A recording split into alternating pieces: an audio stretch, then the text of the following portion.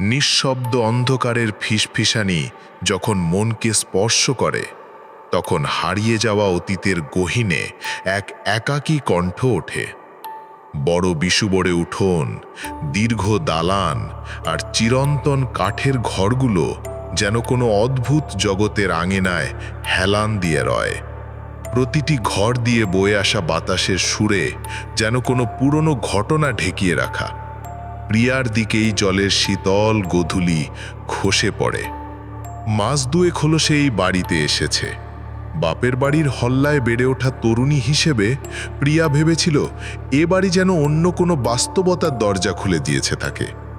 কিন্তু তার নিঃশ্বাস অস্পষ্ট হয়ে উঠছিল ওই নির্জনতার চাপা আকাশে।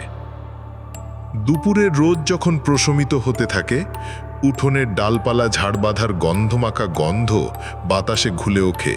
প্রিয়া সেই নতুন জীবনের দিনগুলো এক অনিশ্চিত দুঃস্বপ্নের মতো কেটে যেতে লাগলো।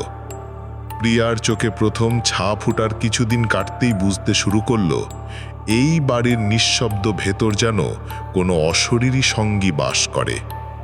দিনের আলোয় লাল আর কমলা বেলুনের মতো ফুলনায় ব্যাঙ্কদের শাখা, পেঁপে পাতার সবুজের আঙিনায় জ্যোৎস্না জলে। কপোত আর বকুলের কুড়ি থেকে ভেসে আসে মিষ্টি সুর, কিন্তু যেন এইসব রংপুরের রং তার হাতে আর আটকে রাখতে পারছে না। ব্যস্ত শহরের জীবন ভুলে প্রিয়া এখন প্রতিদিন সকালে উঠে কলাবাগান পরিষ্কার করে, শুকনো পাতা গোছায়, অচেনা দেয়াল ঝাঁটার আতঙ্কময় গহ্বরে গিয়ে বসে। দুপুরের অচল সংঘর্ষ, সন্ধ্যার দোধারে বাতাসের ফিসফিসানি, এসবই যেন প্রতিনিয়ত পুরনো স্মৃতির কিছু ডাকা নিনাও ভাসে। শ্বেত বস্ত্র লাগানো করুণা দেবীর চোখে এক শাশ্বত বিষণ্ণতা বিরাজ করছে, যা বাড়িটির নিঃশব্দকেই আরও ভারাক্রান্ত করে তোলে। প্রিয়া দেখেছে শাশুড়ি প্রায়শই করুণ সুরে বেঁধে রাখে পল্লবীর কথা। প্রিয়ার তাকানো সব মনে রাখা যায়। এক বিকেলে করুণাদেবী বললেন, যে বাড়ির কোথাও বেঁচে থাকার আওয়াজ বাজে, একবার ডেকে শুনলে সে আর ফিরে আসে না। কথা শুনে প্রিয়া অস্বস্তিতে দাঁড়িয়ে গিয়েছিল। ঠিক তার ভাবছিল মনে, কিচ্ছু পাওয়া যাচ্ছে না যেন। রাতে বিছানা এলেও ঘুম আসতো না তার। বুকের ভেতরটায় জমে থাকে ধোঁয়া বাতাসের মতো এক আধার ও ক্লিষ্ট নীরবতা। একদিন দুপুরে প্রিয়া উঠোনের মাটিতে বসল এবং চার দিকে তাকিয়ে ভাবল, যেন এই বাড়ির প্রতিটি শিলা তার অভিশপ্ত ইতিহাস হিসেবেই বারবার অঙ্কন করে। এক পাশে সারি সারি কলা গাছের বাগান, অন্য পাশে পুরনো মল গাছের ছায়া পড়ে, আর মাটির ফাটল দিয়ে ঘন্টার পর ঘন্টা ভিজে ওঠা মাটির গন্ধ এসে লাগছিল তার কোমল পদচিহ্নে। বাইরে থেকে ভেসে আসা গরম বাতাস যেন বুকের ভিতর খোঁড়াঘাটি করতে চেয়েছিল, আর প্রিয়ার শরীর জ্বলে উঠতে লাগলো অজানা এক কোমল শাঁখের স্পর্শে। সে মনে করলো যেন কোনো অদেখা হাত তার গলায় চালিয়ে যাচ্ছে। কিন্তু চোখ খুলে দেখলো চারিদিকে কেউ নেই, শুধু নির্জনতা। ঘুমের গোহ নামাবস্যার ঘোর ছড়িয়ে আছে চারিদিকে। প্রিয়া মাঝে মাঝে অনুভব করত দূরের অন্ধকার থেকে যেন কোনো অজানা সুর ভেসে আসছে, এক কোমল শিশুর কণ্ঠে গম্ভীর অজানা কণ্ঠছড়া, দোল দোল দুলুনি, রাঙা মাথায় চিরুনি। প্রথম সে ভেবেছিল হয়তো বাতাসের খেলা, হয়তো বাতাস ভেসে আনছে পুরনো দিনের কোনো গান। কিন্তু দিন যত এগিয়ে গেল, সেই সুর আরও স্পষ্ট হতে থাকলো। রাতে যখন জ্যোৎস্নার নিচে চাঁদের আলো ঢেকেছে আর প্রিয়া একা একা ঘরে থাকে, তখন যেন সেই ছোট্ট মেয়ে তার নাম ডেকে ওঠে, মিতি, মিতি, চল আমার সাথে খেলবি। একা একা মা ভালো লাগে না। ভয় পেলেও প্রেমের টান দিয়ে সে নিজেকে বলতো, তুই একা নাসি, কে বলল কি করা যাবে না। একদিন মধ্যরাতে হঠাৎ প্রিয়া শুনতে পেল এক অপরিচিত ডাক, প্রিয়া, প্রিয়া। বুক যেন চিতা বাড়িতে কেঁপে উঠল। সে চেঁচিয়ে ওঠার চেষ্টা করল, তবে কোনো শব্দই গলায় আটকে গেল। ঘরের মধ্যে ছেড়ে গেছে এক অদ্ভুত ভীতিকর নিঃশব্দতা। জানালার বাইরে তাকিয়ে দেখল কলা গাছের আড়ালে একটি ক্ষীণ ছায়ামূর্তি দুলছে, যেন তার চেহারা মিশে আসছে সেখানে। গোটা শরীর জমে গেল প্রিয়ার। হাঁপাতে ভাপাতে সে ফিরে গেল শাশুড়ির ঘরে, কিন্তু করুণা দেবী গভীর ঘুমে নেই তো ডাকতে পারেনি সেই অচেনা সঙ্গীকে। তবু মনটা বুঝতে পারল যেন কেউ বাইরে থেকে তার নাম ডেকেছে, আর সেই নামটা বাতাসে ভেসে গিয়ে কানে লেগে যাচ্ছে।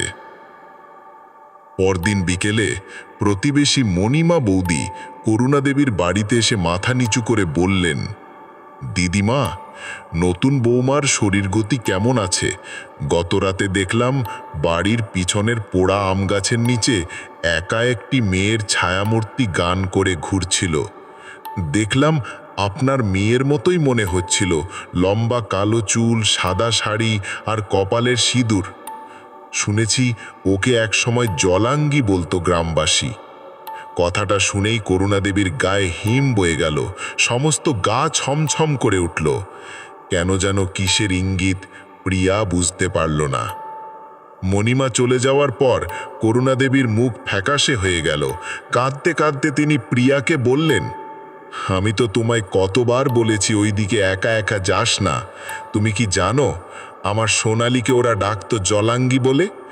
সে ছিল আমাদের বাড়ির একমাত্র আলো, বছর 12 স্কুল ছাত্রী। হঠাৎ এক বিকেলে তুই ছিলাম বাবার কুড়িত কুয়ায় পড়ে সে চলে গেল। তারপর থেকে যেন আমার অস্তিত্ব নিভে গেছে, বুঝলি? কথা শেষ হতে না হতেই করুণা দেবী বুক পাটিয়ে কেঁদে ফেললেন। প্রিয়া ছুঁয়ে বসেছিল, তার ভেজা কাঁধে মাথা রেখে ভয় করছিল সত্যিকারের মুখোমুখি কোনো রূপ দেখে স্বপ্ন আর বাস্তব কতটা পলি হয়ে গেছে সেই একটা বাঁশির সুরেই শুনতে পাচ্ছিল। গ্রামে শীত নেমে আসছে, আর একদিন শিলের মতো কঠিন আর অশুভ খবর এলো। প্রতিবেশী শ্রীমতী মুক্তা 3 বছর আগে বিধবা হয়েছিলেন। খুঁজে পাওয়া গেল সেই পোড়া আম গাছের নিচে ঝুলন্ত অবস্থায়, পরনে লাল শাড়ি আর কপালে সিঁদুর। গলায় আর নেই কোনো নীল ফাঁস, যেন সেও জলাঙ্গির ডাক শুনে আরেকটি সঙ্গী হয়ে গিয়েছিল। গ্রামের লোকজন ফিসফিস করে বলল, জলাঙ্গির খেলা এবারও আর ফেরার নয়। প্রিয়ার হৃদয়ে অজানা শীত বসে গেল। মনে হলো প্রতিটি পদে তাকে জগৎ আরও একবার ছুঁয়ে রাখল। মুক্তার মৃত্যুর পর আর প্রিয়ার ঘুম আসেনি। করুণা দেবীর সঙ্গে এক বিছানায় থাকতে সে সাহস পায় না। পাশের ঘরে একা হয়ে শুয়ে থাকে, তবুও চোখ বন্ধ করতে পারে না। মনে হয় ঘরের কোনো একটি কোণায় কোনো অদৃশ্য আত্মা দাঁড়িয়ে সারা রাত তার নিঃশ্বাস টেনে নিচ্ছে। এমনই এক রাতে সেই অচেনা নীরবতা আবার ভেঙে গেল। বাতাসের মাঝে ভেসে এলো সেই বালিকা ছন্দ, দোল দোল দুলুনি, রাঙা মাথায় চিরুনি, বর আসবে এখুনি, নিয়ে যাবে তখুনি। ভয়ঙ্কর সেই সুর শুনে প্রিয়ার রোম কাঁপতে লাগলো। এবার বেঁচে থাকার আর কোনো উপায় তার সামনে স্পষ্ট নয়। প্রিয়া চট করে উঠতে চাইল, কিন্তু গলার শব্দ এসে আটকে গেল। চোখ মেলে দেখল বিছানার পাশে দাঁড়িয়ে আছে বছর 8-9 বয়সের একটি অপরিচিত মেয়ে। মুখে আঁকা হাসি, গাত্রবর্ণের মতো সাদা শাড়ি আর কালো চুল গোছানো, হাতে একটা লাল কাপড়ের ফাঁস। মেয়েটি স্তব্ধ গলায় ফিসফিস করে বলল, ভয় করো না মিতা, আমিও তোমার মতো একা ছিলাম। এবার আর তোমাকে একা থাকতে হবে না, আমার সাথে চলো, তখন তোমারও পৃথিবী হবে পূর্ণ। কথা শেষ হবার আগেই সেই ছোট্ট মেয়েটি গলিয়ে গেছে অন্ধকারে, আর প্রিয়া বুঝে গেল যে আরও দেরি হয়ে গেছে। সকাল হতে না হতেই করুণা দেবীর আর্তনাদ ঘরে গম গম করে ছেয়ে গেল। তিনি ছুটে এলেন প্রিয়ার সবার ঘরে।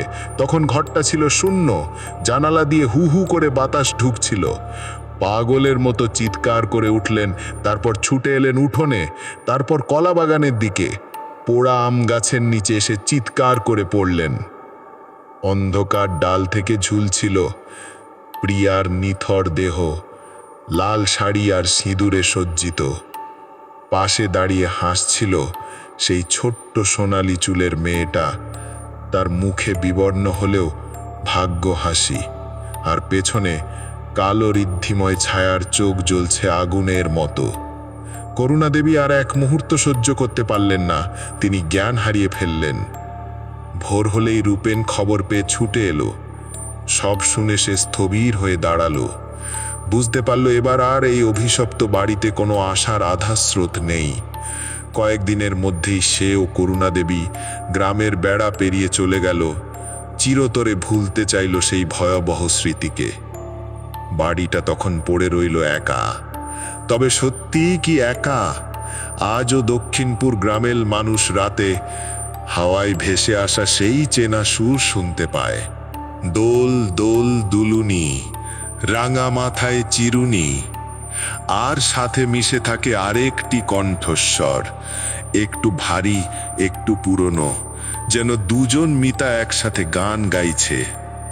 তারা অপেক্ষা করে আরেকটি সঙ্গীর, যে এই অনন্ত খেলায় তাদের সাথে মিলবে। কারণ জলাঙ্গিরা একা থাকতে পারে না, তাদের দল ভারী করতে হয়।